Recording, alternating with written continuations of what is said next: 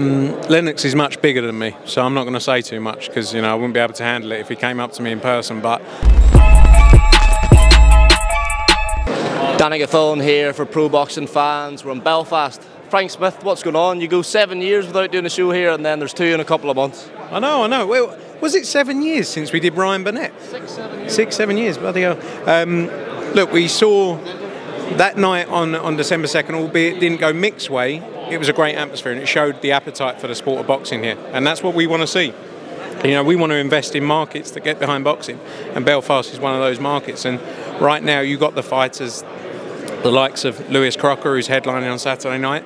Now it's his time to sort of take that position, or if Mick decides to retire, you've had Frampton, you've had Ryan Burnett. Mick's had his time, whether he continues, but this is Lewis's opportunity to take that position and move on to some big nights. You mentioned Lewis Crocker, top of the bill against Jose Felix, a man who's broke Irish hearts before against Gary Colley. Is this almost an audition of sorts for Lewis Crocker to go in, make that statement, as you say, become this potentially the new face of this wave of Irish boxing, and who knows, potentially a Matchroom contract? Yeah, look, one thing I can say is Jose Felix isn't coming here just to lay down and take the money. He looks in tremendous shape. I don't know if you've seen the pictures of him from yesterday from the shoot. He looks in tremendous shape. He's coming here to get the win. He shocked a lot of people with the Gary Colley fight, got a massive stoppage finish there. And Lewis has got to be on his A game on Saturday night. This, though, as you say, is his opportunity to step into that position and build into some big nights. I would love to see the Paddy Donovan fight at some point this summer. I think that's the fight we should make. I think both guys are up for it, and they've got to get through Saturday night, but that's a big fight that we need to see. Chev Clark in a real step up against Tommy McCarthy. Be going into the Lions then. Tommy, very popular boy around these parts, former European champion. Yeah, big test for Chev Saturday night. 100%. Look, Chev showed that he's not afraid of taking on any challenges. To come to Belfast, Tommy McCarthy's backyard, take this fight. He wants all the big fights, and that's great to see, because a lot of fighters don't want to be doing that right now. And Chev's moved in great pace throughout his career. This kind of win really sets him up, for those British title shots after this.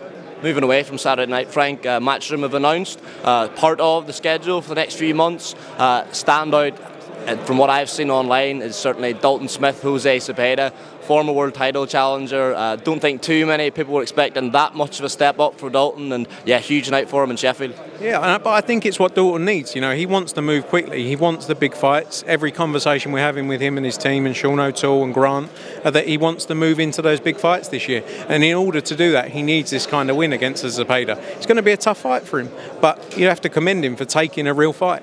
Great undercard there as well. Obviously, Sandy Ryan, Terry Harper's a brilliant fight for the 147 world title. More fights to be announced. Probably a couple more will be announced tomorrow as well. So we're expecting a big turnout of that show, and great to be back in Sheffield as well.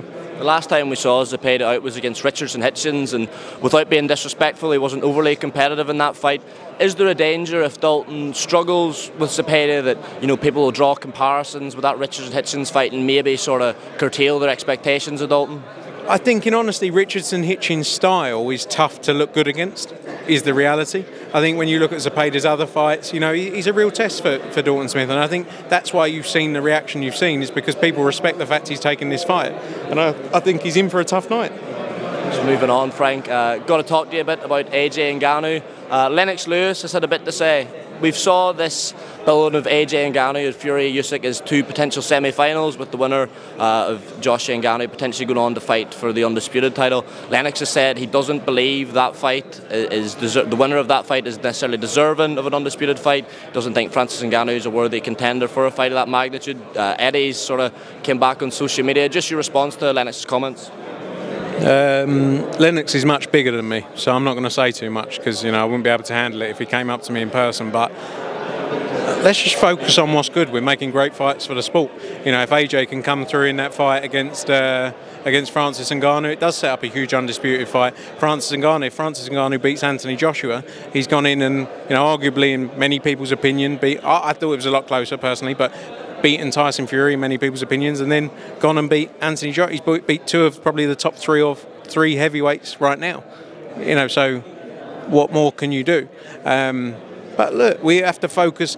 So many nights in heavyweight boxing, if we look beyond the fights, both Usyk, Fury and Joshua Ngannou, they got to focus on those nights first and then see from there. What's great is that we're making big fights. Cool, me in on that. You've got, you know, a very well received fight between Zhilei Zhang and Joseph Parker. Joseph Parker going straight from the Deontay Wilder fight into Zhilei Zhang. I'm going to push you. How do you see that fight going? Can you get a prediction? I think Joseph Parker wins that fight. I like both. I really like both guys. I've known Joseph for a long time, and obviously we work with Zhilei. But I think Joseph's on a tremendous run. He's shown so many improvements over the last few years, and really coming into the peak of his career, it looks like. Let's talk a bit about Tyson Fury. Now we've seen Jai Opetaia has left camp with Tyson after only 5 rounds of sparring. Rumours have gone into overdrive online that he's dropped Tyson, that he's been putting hands on him and sparring, all the rest of it.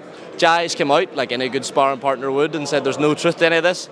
Jai's a matchroom fighter. I'd imagine you've heard what's going on. Now, I don't expect you to tell me, but is there anything sort of more juicy than what's been relayed publicly? You've got to love social media, haven't you? Everyone coming up with all these ideas. You know, people saying, why would he only spar 5 rounds? The reality is Tyson Fury's probably got 4 or 5 sparring partners. Sorry, he's got Moses Tuma out there and a few others. 4 or 5 sparring partners. It's not surprising that he'd only spar 4 or 5 rounds. They switch it in and out. You know, in terms of Jai's career, this is the big... Maris Breedis fight is a massive fight in Jai's career. Although it's not as big as Usyk Fury, in Jai's career, it's just as big. He needs to make sure his preparation is what it needs to be for that type of fight. And the sparring of Tyson Fury probably doesn't really suit Maris Breedis' style. Is the reality of it. But yeah, you've got to love social media coming up with all these ideas. And just on Fury Usyk, a lot of people's perception on that fight, it seems like it's changed, particularly since the Fury and Ngannou fight. How do you see it playing out? I'm going to actually push you for a prediction here. No, I have said time and time again, I think they can all beat each other on their best night. I think Usyk's a tremendous fight. Actually, one thing I've really got to quickly throw out is congratulations to our new ambassador of community projects, Sonny Edwards, down there, because he comes to every community project we do, so he has now been announced as the new ambassador. We're going to give him a medal for that as well. Anyway, going back to your question, I think they can all beat each other. Alexander Usyk's a tremendous fighter. What he's done at cruiserweight, what he's done at heavyweight, you know, he's arguably one of the top 2-3 pound for pound fighters out there. But Tyson Fury's, you know, been on a tremendous run, and you know, he's a brilliant heavyweight as well. I think it can go either way though. I think whoever turns up on the night, whoever's best on the night, wins that fight. Right, a fight is a cop out, by the way, but that's expected no less. A potential fight that's gaining traction over the last week is one between Kell, Brook and Chris Eubank Jr. Kell was at the Natasha Jonas fight at the weekend, said he would entertain the possibility of coming back. That's the fight that's on his radar the most. You have a bit closer to Team Eubank than most. I spoke to Callus Ireland last week. He admitted there are talks ongoing. Just your thoughts on that fight, because it's not been particularly well received on social media, given Kell's age, long career. Eubank's a lot fresher, it would probably be up at middleweight. Just your thoughts on it. Look, it's a fight for Calla. Obviously, as you say, Calla promotes Chris. I don't really get involved. I don't get involved at all in his boxing career. You know, I think Kell, when we've spoken to Kell in the past, he's been very interested in the Conor Benn fight as well. It's probably a fight weight-wise that suits more out of those fights. But let's see. You know, there's lots of interesting fights to be made. Liam Smith, I think, as well wants to come back at some point soon. So lots of interesting fights to be made in and around that division. Just on Conor Benn, back in action in a couple of weeks' time over in Vegas against Peter Dobson. Are we any further forward to Conor fighting in the UK? What's the latest with the board? I know you've spoken about this so much over the past 18 months, but I think the sort of idea is the fans do want to see him back in the UK. I know this fight's being held at 3 p.m. Las Vegas time. I mean, surely that's not sustainable, Frank. No, look, we want him to fight in the UK. There should be no reason he can't fight in the UK. He's not suspended. You know, it'd be a different. So if he was suspended, it would be a different story. So, but we have to, you know, obviously that's a conversation with the British Boxing Board of Control. That's our focus, to get him back in the UK. Right now, we have to focus on keeping him active. Hence why he's in Las Vegas. He fights prime time UK time. We're going to have a packed house in the Cosmo as well. And you know, the key for us is activity for him. We want to make the big fights. He's up for any big fight. So, you know, fingers crossed we can get it moving. Just before we wrap up, Frank, got to have a word on John Ryder. Straight back into the Lions Den against Jaime Munguia this Saturday night. Yeah, just a lot of people giving John a big chance of pulling it off. He's up against it. Can he do it? I think 100% he can do it. Like, look at Jaime Munguia's career, who's he really been in with outside of the Derevenchenko fight, where he really struggled, and a lot of people said that Derevenchenko won that fight. I think this is John Ryder's going in there, and he can set himself up for some massive nights in the 168 division. We saw him against Canelo. We saw how much heart he showed in that fight, and yeah, I wouldn't write him off. I think he's got a massive opportunity. Don't get me wrong, it's a tough fight, but I think he can go up there and upset a lot of people. Judging play a factor in that potentially? Say that again? The judging potentially play a factor in that? There's been a few questionable scorecards in some of Munguia fights in the past.